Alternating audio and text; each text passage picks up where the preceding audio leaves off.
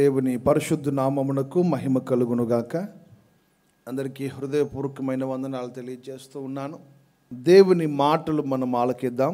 3 వారాలుగా మనం వింటున్న వాక్య భాగం ప్రకటన గ్రంథం 2వ అధ్యాయం 3వ అధ్యాయములలో వ్రాయబడిన సంగతులు మనం వింటూ వస్తున్నాం. గత 3 వారాలుగా ఇప్పటి వరకు ఎఫెసు సంఘాన్ని గురించి, స్ముర్ణ సంఘాన్ని గురించి, పెర్గములో ఉన్న సంఘాన్ని గురించిన సంగతులు మనం వింటూ వచ్చాం. ఈరోజు మనం వినబోతున్న మరొక మాట 2వ అధ్యాయం 18వ వాక్యము నుండి 29 వరకు ఉన్న కొన్ని సంగతులు. అంటే తుయతైరలో ఉన్న సంఘపు దూతకు ఇలాగు వ్రాయుము అని దేవుడు ఏ సంఘాన్ని ఉద్దేశించి మాట్లాడారో ఆ తుయతైరా అనే సంఘాన్ని గూర్చిన సంగతులు మనం ఈరోజు ధ్యానం చేయబోతున్నాం. చూడండి, 2వ అధ్యాయం 18వ వాక్యం 19వ వాక్యం. తుయతైరలో ఉన్న సంఘపు దూతకు ఇలాగు వ్రాయుము, అగ్నిజ్వాలల వంటి కన్నులను అప్పరంజిని పోలిన పాదములను గల దేవుని కుమారుడు చెప్పు సంగతులేవనగా 19వ వచనము. నీ క్రియలను, నీ ప్రేమను, విశ్వాసమును, నీ పరిచర్యను, నీ సహనమును నేనెరుగుదును. నీ మొదటి క్రియ కన్నా నీ కడపటి క్రియలు మరి ఎక్కువైనవని ఎరుగుదును. ఇక్కడ మీరు గమనించాలొక మాట.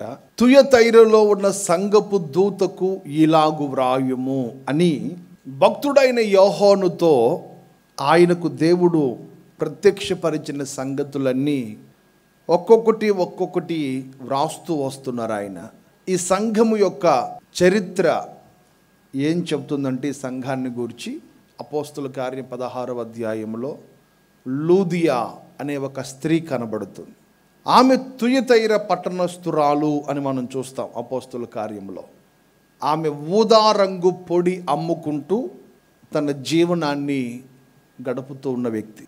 ఆ పట్టణంలో చేనేత, అట్లాగే చేతి పనులు, ఈ కళాకారులు ఎక్కువ మంది ఉండే పట్టణం అని చరిత్ర చెబుతుంది.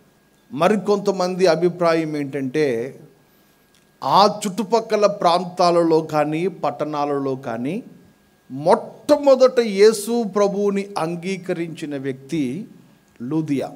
ఆమె మొట్టమొదట యేసును అంగీకరించి ఆ తర్వాత ఆమె ఒక్కొక్కరికి యేసును గురించిన సాక్ష్యాన్ని చెప్పింది అని కొంతమంది ఆత్మీయులు అభిప్రాయపడుతూ ఉంటారు.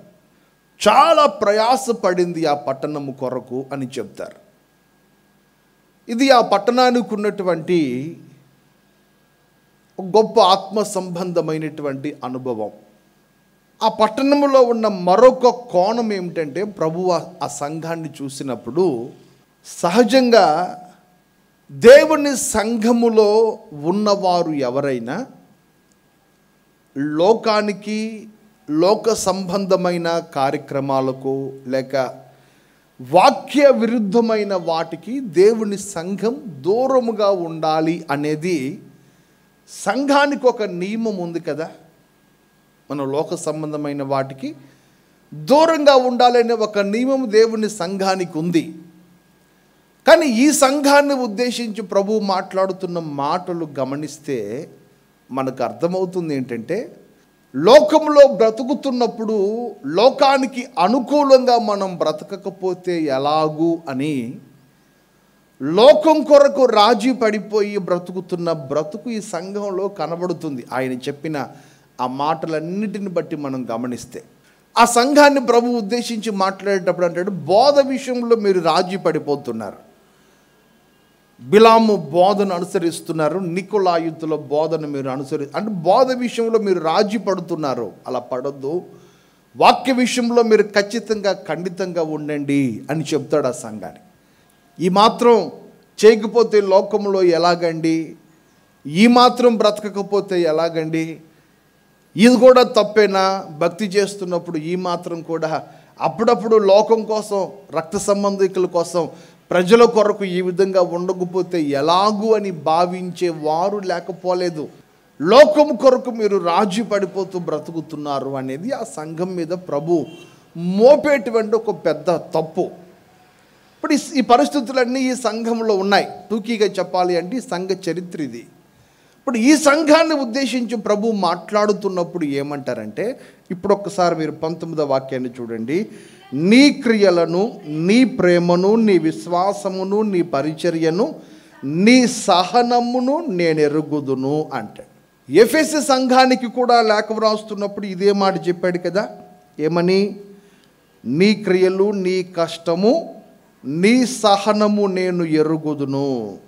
స్మరణ సంఘానికి చెప్తున్నప్పుడు నీ శ్రమను, దరిద్రతను ఎరుగుదును. ఆ తర్వాత ఈ పెర్గము సంఘాన్ని ఉద్దేశించి మాట్లాడుతున్నప్పుడు నీవు నా నామము విసర్జించలేదని నేను ఎరుగుదును అంటాడు. ఈ విషయాలన్నీ మనం గమనిస్తున్నప్పుడు ఎఫెసు సంఘములో లేనిది ఈ సంఘములో ప్రభువుకు కనబడుతున్నది ఏమిటయ్యా అంటే, ప్రత్యేకంగా ప్రేమ కనబడుతుంది, ప్రత్యేకంగా పరిచర్య ఆత్మ కనబడుతుంది, విశ్వాసం కనబడుతుంది. మిగిలిన సంఘాలలో లేనిది ఈ సంఘంలో ప్రభువు చూస్తున్నప్పుడు ఆయనకి అది కనబడింది. నేను ఒక మాట మీకు చెప్తాను. ప్రతి సంఘాన్ని ఉద్దేశించి మాట్లాడుతున్నప్పుడు ఇంచుమించుగా నీ క్రియలు నేను ఎరుగుదును, నీ క్రియలు నేను ఎరుగుదును అని చెప్తున్నాడు ఆయన. ఎందుకు చెప్పాల్సి వచ్చింది ఆ మాట అంటే, బైబిల్లో మీరు చాలా స్పష్టంగా గమనిస్తే క్రియలు లేని విశ్వాసము మృతమైనది అని వాక్యం చెప్తుంది కదా. నీవు విశ్వాసము కలిగి బ్రతుకుతున్నావు, హృదయంలో అంతరంగంలో బోలెడంత విశ్వాసం ఉంది నీకు. కానీ ఏం కనబడాలి? విశ్వాసంతో పాటు మన క్రియలు కనబడాలి. క్రియలు లేని విశ్వాసము మృతమైనది. ఒక్కసారి మీరు యాకోబు వ్రాసిన పత్రికలో 2వ అధ్యాయం 22వ వాక్యం చూడండి ఒకసారి. క్రియల మూలముగా అతని విశ్వాసము పరిపూర్ణమైనదనియు గ్రహించుచున్నావు. క్రియల మూలముగా విశ్వాసం ఏమవుతుందట? పరిపూర్ణమవుతుంది. అందుకనే మీరు ఆ ప్రకటన గ్రంథంలో మనం చదువుకున్న వాక్య భాగంలో ఆ 19వ వాక్యము చివరి భాగములో ఏమంటాడంటే, నీ మొదటి క్రియల కన్నా నీ కడపటి క్రియలు మరి ఎక్కువ. ఎఫెసు సంఘంతో కూడా మాట్లాడుతున్నప్పుడు చెప్తాడు ఈ మాటలు. నీ కష్టము, నీ సహనము, నీ క్రియలన్నీ నాకు తెలుసు అంటాడు. కానీ ఈ సంఘానికి ఉన్న మరొక మెట్టు ఎక్కింది ఈ సంఘం అని చెప్పాలి. ఏమిటి సంఘానికి ఉన్న గొప్ప ఆధిక్యత అంటే, మిగిలిన సంఘముల కంటే ఈ సంఘము యొక్క క్రియలు మరి ఎక్కువగా దేవుని ఎదుట కనబడుతున్నవి. దేవునికి స్తోత్రం. అంటే మీరు చాలా స్పష్టంగా గమనిస్తే భక్తుడు యాకోబు అంటాడు కదా, మీ క్రియలు మీ విశ్వాసమును ఏం చేస్తాయి? పరిపూర్ణ దశకు తీసుకొని వస్తాయి. ఏమంటే నాకు వాక్యం బాగా తెలుసండి అని చెప్పేవాడు ప్రభువుకు కావాలా? వాక్యానుసారముగా నడిచేవాడు కావాలా? అందుకని క్రియలు లేకుండా నీ విశ్వాసం ఏం కాదు, పరిపూర్ణ దశకు రాదు. క్రియలు లేకుండా నీ విశ్వాసంలో నీవు ఉన్నత స్థితికి ఎదగలేవు. ఈ సంఘానికి ప్రభు ఇచ్చిన గొప్ప ఆధిక్యత ఏంటంటే, ఆరంభములో నీలో ఉన్న విశ్వాసము కంటే ఇప్పుడు నీ విశ్వాసం మరింత పెరిగింది. మరింత నీ విశ్వాసంలో నీవు అధికమైన కృపను పొందుకుంటూ ఉన్నావు. నా ప్రియ దేవుని సంగమా, మన విశ్వాసము మొదటి కన్నా ఇప్పటి మన విశ్వాసము అత్యధికముగా విస్తరింపచేయబడునుగాక. ఆ తర్వాత మీరు అక్కడ గమనిస్తే, నీ ప్రేమను కూడా నేను ఎరుగుదును. ఎందుకు ప్రేమను ఎరిగాను అని చెప్తున్నాడు అంటే, బైబిల్ ఒక చక్కటి మాట చెప్తుంది, ప్రేమ లేని వాడనైతే నేను వ్యర్థుడను. మీరు యోహాను పత్రికల్లో గమనిస్తే, సహోదరుడి మీద ప్రేమ లేనివాడు చీకట్లో నడుస్తున్నట్లే లెక్క. ఇప్పుడు చీకట్లో నడుస్తూ ఇతరేమనుకుంటున్నాడు? నేను ఎక్కడ నడుస్తాను అనుకుంటున్నాడు? నేను వెలుగులోనే సాగుతున్నాను, నా భక్తి వెలుగులోనే కొనసాగుతుంది అనుకుంటాడు. కానీ వాస్తవం ఏంటంటే, నీ సహోదరుని ద్వేషించినంత కాలం నువ్వు ఎక్కడున్నట్లు? చీకట్లో ఉన్నట్టే. ఇప్పుడు ఈ సంఘానికి ప్రభు ఇచ్చిన గొప్ప ఆధిక్యత ఏంటంటే, నీవు ప్రేమ కలిగిన వ్యక్తివి. ఆమేన్. ఒకరి ఎడల ఒకరు ప్రేమ కలిగిన వారముగా కొనసాగుదముగాక. ఒకరి మీద ఒకరికి దేవుని సంఘములో బైబిల్ చాలా స్పష్టంగా చెప్తుంది, మిక్కటమైన ప్రేమతో ఒకరి ఎడల ఒకరు ప్రేమ కలిగి బ్రతకండరా అని చెప్తుంది వాక్యం. ఒకరి మీద ఒకరికి పగలు ఉండకూడదు, ఒకరి మీద ఒకరికి విభేదాలు ఉండకూడదు, ఒకరి మీద ఒకరికి ఆధ్యాత్మికమైన ప్రేమ, సహోదర ప్రేమ దేవుని సంఘములో నిలిచి ఉండునుగాక. ఆ ప్రేమ లేకపోతే మనం వ్యర్థులం కదా. అందుకని క్రీస్తు ప్రేమ మన ఒక్కొక్క హృదయములో కుమ్మరించబడునుగాక. తర్వాత మీరు గమనిస్తే నీ విశ్వాసమును చూశాను అంటాడు. ఎందుకు చూశాడు విశ్వాసమును అంటే, విశ్వాసము లేకుండా దేవునికి ఇష్టడై ఉండుట అసాధ్యమని లేఖనం చెబుతుంది కదా. విశ్వాసము లేకుండా నువ్వు దేవునికి ఇష్టంగా బ్రతకడం అనేది ఇంపాసిబుల్ అని చెబుతుంది వాక్యం. అది నీ వల్ల కాదు. నువ్వు ఎంత దేవునికి ఇష్టానుసారంగా బ్రతుకుదామని ప్రార్థన చేసినా, కానుకలు ఇచ్చినా, ఏం చేసినా నీలో విశ్వాసము లేకుండా నువ్వు దేవునికి ఇష్టడుగా బ్రతకడం అసాధ్యం. అందుకని ఖచ్చితంగా ఆ సంఘములో విశ్వాసం ఉంది, దానిని ప్రభువు చూశాడు. తర్వాత నీ పరిచర్యను ఎరుగుదును అంటే అర్థం ఏంటి? ఆ సంఘం దేవుని కొరకు పరిచారకులుగా మార్చబడ్డారు. యేసయ్య ఒక మాట చెప్తాడు, నేను పరిచర్య చేయుటకే వచ్చి తిని కానీ చేయించుకోవడానికి రాలేదు అంటాడు. అందుకని ఇప్పుడు యేసు ప్రభు ఏం చేశారంటే, శిష్యులను పిలిచి వాళ్ళ పాదాలు కడుగుతున్నాడు యేసయ్య. హే బాబు, నువ్వేంటంటే మా కాళ్ళు కడగడం అంటారు వీళ్ళు. ఆయన అంటాడు, ఒకవేళ నేను మీ పాదాలు కడగకపోతే మీకు దేవుని రాజ్యములో పాలు పంపులు లేవు అంటాడు. యేసయ్య వాళ్ళ పాదాలు కడిగాడు. ఇక్కడ మీరు గమనించవలసింది ఏంటంటే, దేవుని సంఘములో ఇటు పరిచర్య ఆత్మ ఉండాలి. ఆమేన్. దేవుని సంఘములో మేమేంటి ఆ పని చేయడం ఏంటి అంటారు. చిచ్చి, లేబర్ చేసే పని అది. ఇంట్లో నీ అవతారం ఏంటి? పరిచర్య భారం అనేది, పరిచర్య మనసు అనేది ప్రతి ఒక్కరిలోనూ ఉండాలి. వాక్యం అంటుంది, దేవుని సంఘములో గొప్ప పేద ధనిక ఇట్లాంటి భేదాలేమి దేవుని సంఘంలో లేవు. మనందరి మీద ఒక్కటే పరిచర్య ఆత్మ నిలిచి ఉండునుగాక. స్తోత్రం చెప్పండి గట్టిగా. నువ్వు ఎంత ఎత్తుకు ఎదిగినా దేవుని కొరకు పరిచర్య చేసే మనసు నీలో నిలిచి ఉండునేగాక. స్తోత్రం చెప్పు గట్టిగా. దేవుడు నన్ను గణపరచాలంటే నేను దేవుని కొరకు ప్రయాసపడాలి. అంతేగాని బ్యాగ్ పాస్టర్ గారు మోసుకోలేక వాడితో మోపించట్లా. చిన్ననాటి నుంచి దేవుని సన్నిధిలో, దేవుని సంఘంలో వాళ్ళకి ఏం అలవాటు అవ్వాలి? పరిచర్య చేయడం వాళ్ళకు తెలియాలి. ఎందుకు తెలియాలి అంటే, ఇది నేర్చుకున్న వానికి పునాది స్థిరంగా ఉంటుంది. ఇది లేకుండా నడమంత్రపు సిరొచ్చి పడినట్టు అప్పటికప్పుడు వాడు గొప్ప స్థితిలో తీసుకెళ్ళి కూర్చోబెట్టేసామనుకోండి, ఈ పరిచర్య విధానము తెలియని వాడు అక్కడికి వెళ్ళి పడిపోతాడు. అందుకని ఇప్పుడు ఖచ్చితంగా ఏముండాలి? పునాది ఉండాలి. దేవునికి స్తోత్రం. అది ఎవరో చేసే పని కాదు, దేవుడు నీకు అప్పగించిన బాధ్యత నీవు నెరవేర్చుదవుగాక. ఆ తర్వాత ఆ సంఘంతో ప్రభు అంటాడు, నీ సహనమును నేను ఎరుగుదును. అందుకని బైబిల్ ఒక చక్కని మాట చెప్తుంది, అంతము వరకు సహించువాడే రక్షించబడతాడనే వాక్యం చెప్తుంది కదా. ఎంతవరకు సహించాలి? నువ్వు అంతం వరకు సహించాలి. నువ్వు ఎంత సహిస్తావో అంతగా దేవుని చేత నీవు ఎరగబడుదువుగాక. స్తోత్రం చెప్పు గట్టిగా. ఆ తర్వాత 20వ వాక్యాన్ని మీరు చూడండి. అయినను నీ మీద తప్పు ఒకటి మోపవలసి ఉన్నది. ఎన్ని తప్పులు మోపుతానంటున్నాడు ఆయన? ఒక్క తప్పే కదా. మంచి ఎన్ని చెప్పాడు? నీ క్రియలు బాగున్నాయి అన్నాడు, నీ ప్రేమ బాగుందన్నాడు, నీ విశ్వాసం బాగుందన్నాడు, నీ పరిచర్య చేసే విధానం బాగుందన్నాడు, నీ సహనం బాగుంది అన్నాడు. ఇన్ని చెప్పి కానీ ఒక్క తప్పు నీ మీద మోపాల్సి ఉంది అంటాడు. ఏమయ్యా, ఒక్కటే కదా తప్పు, చూసి చూడనట్లుగా పోవచ్చు కదా. భక్తుడు యాకోబు అంటాడు, వాడకు పడిన రంధ్రము చాలా చిన్నది, చిన్న రంధ్రము వాడంతటిని ముంచేస్తుంది. పరిశుద్ధాత్మునికి తెలిసాయి ఆ ఒక్క తప్పు కూడా మోపడానికి వీరులేనంతగా నీవు దేవుని ఎదుట నిలిచి ఉందువుగాక. ఏమిటా తప్పు? 20వ వాక్యం చదవండి. తాను ప్రవక్తనని చెప్పుకొనుచున్న యెజబెలను స్త్రీ. మీరు స్పష్టంగా చెప్పండి, ఆమె ప్రవక్త కాదు. ఏం చేస్తుంది?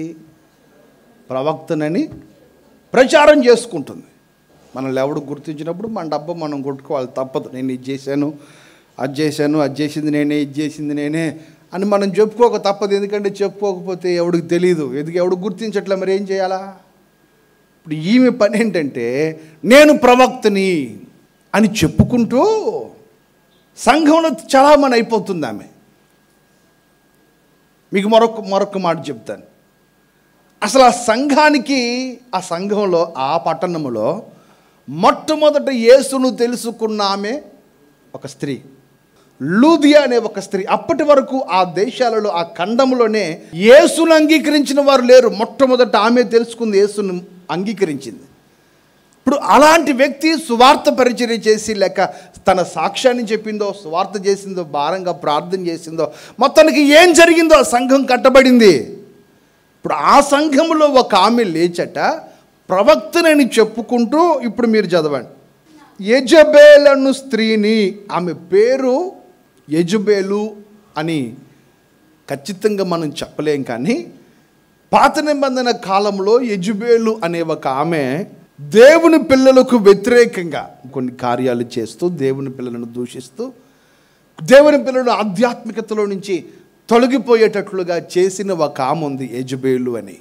అలాంటి మనస్తత్వం కలిగిన ఒక ఆమె ఉంది సంఘంలో. ఏం చేస్తుంది ఆమె? ఏమని చెప్తుందట? జారత్వం చేయడానికి, విగ్రహములకు బలి ఇచ్చిన వాటిని తినుటకు, అది నా దాసులకు బోధించుచు వారిని మోసపరుచుచున్నది. ఇక్కడ మీకు ఒక మాట చెప్పాలి. ఆమె క్వాలిఫికేషన్ ఏంటి? ఆమెకు అర్హత ఉందా? లేదు. కానీ ఏం చెప్పుకుంటుంది? నేను ప్రవక్తనని చెప్పుకుంటాను. ప్రజలందరినీ మోసం చేస్తుంది. తప్పుడు మాటలు చెప్పి, తప్పుడు బోధలు బోధించి వాళ్ళని మోసం చేస్తుంది. ఇక్కడ మీకు మరొక మాట జ్ఞాపకం చేయాలి. ఏంటంటే, మోసపోకుడి దేవుడు వెక్కిరించబడడు అని వాక్యం చెప్తుంది కదా. పాపం వాళ్ళకి మంచి చెడు ఏమీ తెలియదు. ఆమె ఏం చెప్తే అదే వింటున్నారు. ఆమె చెప్పిన దానికి బాగానే తలోపుతున్నారు. ఆమె ఎట్లా నడిపిస్తే అట్లాగే నడుస్తున్నారు. ఒక మాటలో చెప్పాలి అంటే, ఆంటీ రేపు మమ్మల్ని పొలంలో విత్తనం వేయమంటారా లేదా అని అడిగి, ఆ ఆంటీ ప్రభు చూపించాడు నాకు వేయండి అంటేనే వేస్తారు, లేకపోతే వేయరు. ఆంటీ రేపు నేను ఆఫీస్కి వెళ్ళాలి, ఇంట్లో నుంచి ఎన్ని గంటలకు అడుగు బయట పెడితే మంచిదని ప్రభు చెప్పాడు మీకు అంటే, పలానా టైం అని చెప్పాడు అని చెప్పొద్దామె. ఇక సంఘం దేనికి అలవాటు పడిపోయింది? దేవుని మీద ఆనుకోవడం కంటే యెజబేలు మీద ఆనుకుంది. ఇప్పుడు ఆమె ఏం చెప్తుంది ఎంతసేపటికి? ప్రభు నాకు చూపించాడు, ప్రభు నాతో చెప్పాడు, ప్రభు నాతో మాట్లాడాడు. నేనంటాను, ఆమెతో మాట్లాడిన ఆ దేవుడే నీతో ఎందుకు మాట్లాడకూడదు? నీతో ఎందుకు మాట్లాడ్డాయినా? నీకెందుకు బయలుపరచడు? నీకెందుకు ప్రత్యక్షపరచడు? నీ కుటుంబంలో ఏది చేయాలన్నా మొదట నీకే దేవుడు బయలుపరచును గాక. స్తోత్రం చెప్పండి గట్టిగా. ఈ అనవసరమైన వాటి మీద నువ్వు ఆనుకోవద్దు. వాళ్ళు ఏం చెప్తారు, వీళ్ళు ఏం చెప్తారని అనుకుంటే లోకానికి నీకు తేడా ఏముంది?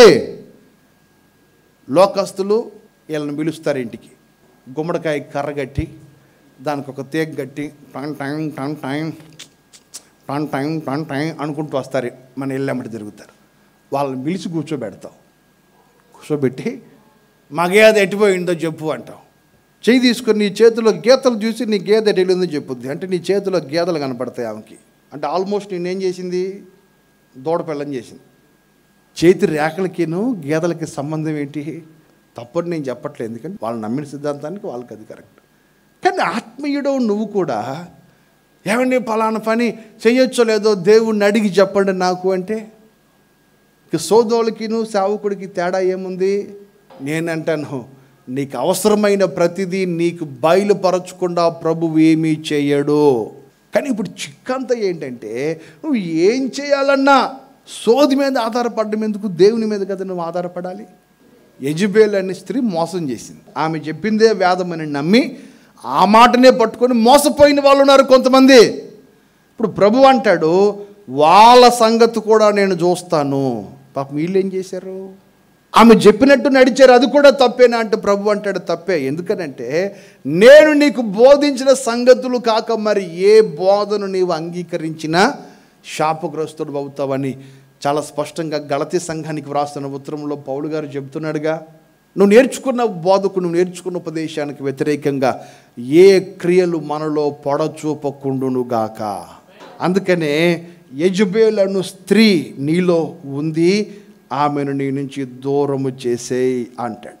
ఆ తర్వాత మీరు 21వ వాక్యాన్ని చూస్తే, మారు మనసు పొందుటకు నేను దానికి సమయం ఇచ్చితిని కానీ అది తన జారత్వాన్ని విడిచిపెట్టి మారు మనసు పొందనొల్లదు. అంటే నేను చాలాసార్లు అవకాశం ఇచ్చాను, కానీ అవకాశమును సద్వినియోగం చేసుకోవట్లేదు.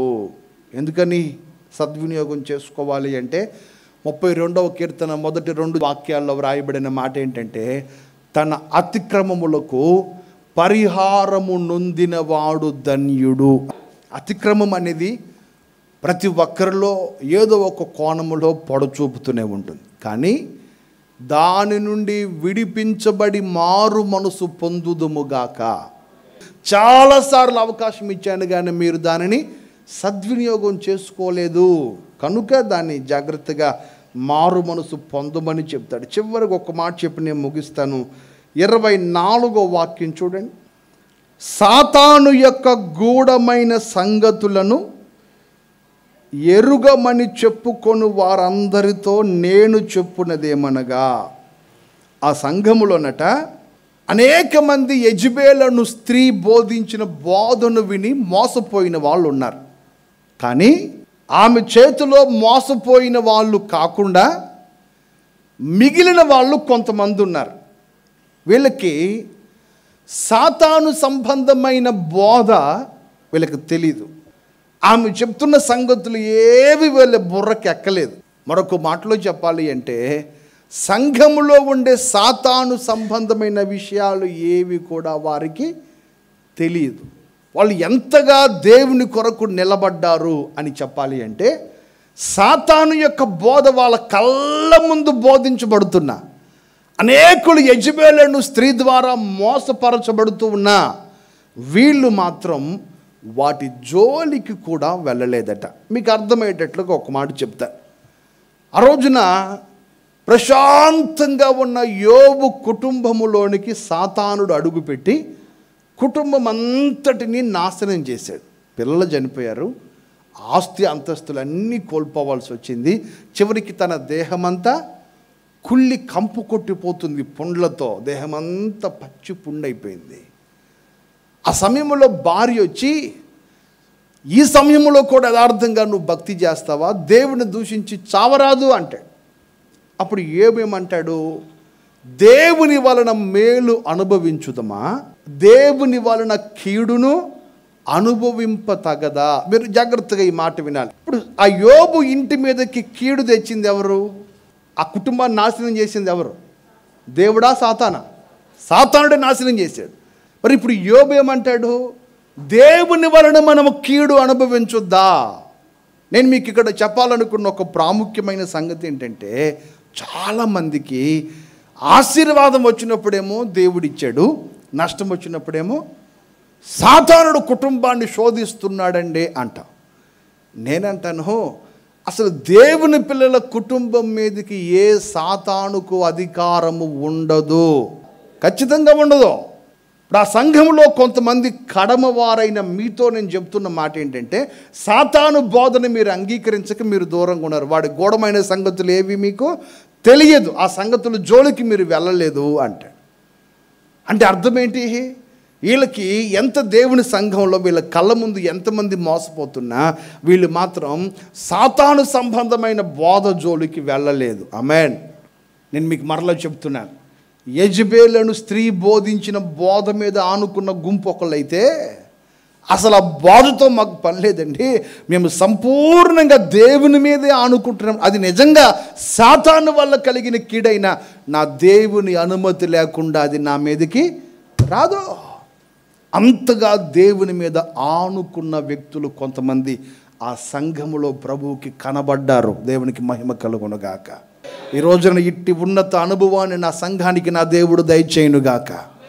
యెజబెలు లాంటి బోధ మీద కాక పూర్తిగా దేవుని మీద ఆనుకునే సంఘమే దేవుని కొరకు కట్టబడునుగాక. ఈ రోజున నీ కుటుంబంలో చెలరేగుతున్న సమస్య ఏదైనా దేవుని అనుమతి లేకుండా శత్రువు నీ మీదకి వచ్చి ఉంటాడా? దేవుడి అనుమతి లేకుండా సాతానుడు నిన్ను ఏమైనా చేయగలడా? దేవుడి అనుమతి లేకుండా ఏదైనా నిన్ను అణచగలదా? ఏది నిన్ను అణచలేదు. దేవుని సెలవు లేకుండా ఎవరు నిన్ను ఏమీ చేయలేరు. ప్రభు చెప్తున్న ఒక చక్కటి మాట, ఒకసారి ఆ చివరి మాటలు మీరు చదవండి, మనం ప్రార్థన చేసుకుందాం.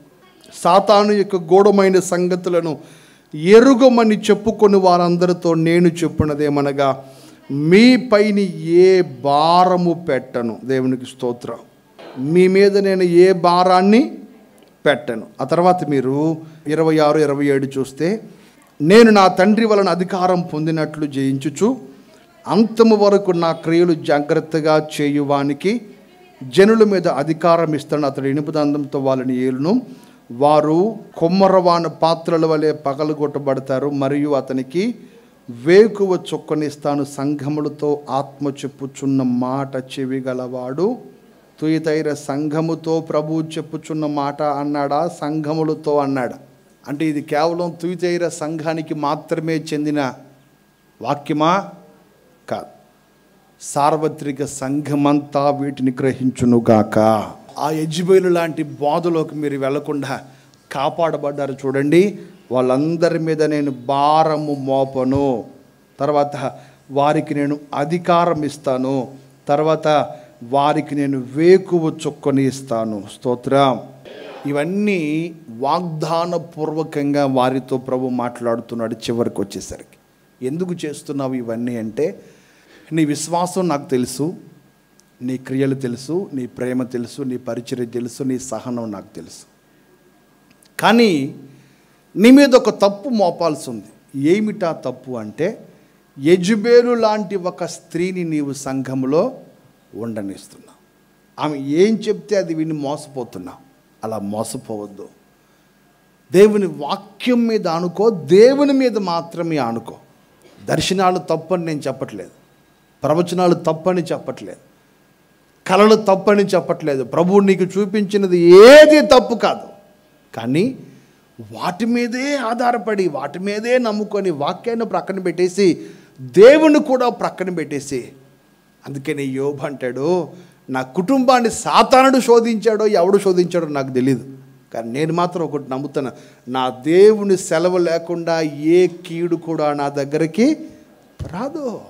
ఈ రోజున సంపూర్ణముగా దేవుని మీద మనము ఆనుకుందుముగాక. మోకరించని ప్రార్థన చేసుకుందాం అందరూ. ప్రేమ కలిగిన తండ్రి, ప్రభువా పరిశుద్ధుడా, నీకు స్తోత్రాలు, వందనాలు నాయన. దైవజనుడి ద్వారా నాయన మాట్లాడుతున్న మీ సంగతులకు లోబడి అయ్యా, ఇదిగో నాయన అపవాది యొక్క అగోడమైన సంగతులను అంగీకరించక వాటిలో పాలిభాగస్తులుగా ఉండక ఎవరైతే ఉంటారో నాయన, అట్టి వారికి నాయన మీరు చక్కని బహుమానము ఇస్తున్నట్లుగా ఇదిగో నాయన ఆ జనుల మీద అధికారం వారికి నేను ఇస్తానని మీరు తెలియచేశారయ్యా. మీరు ఆకడ వరకు నాయన ఏ క్రియలైతే వారు కలిగి ఉన్నారో ఆ క్రియలను నాయన గట్టిగా పట్టుకొని ఉంటే అయ్యా, ఏ గొప్ప ప్రతిఫలం, గొప్ప బహుమానం పరలోక రాజ్యంలో వారికి దొరుకుతుందని తెలియచేశారు నాయన. ఈ అనుభవాల్లో నన్ను, మమ్మల్ని మీరు నిలిపి ఉంచండి నాయన.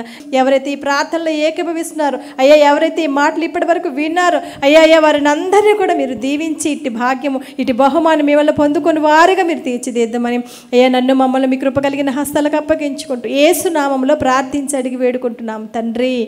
ఆమేన్.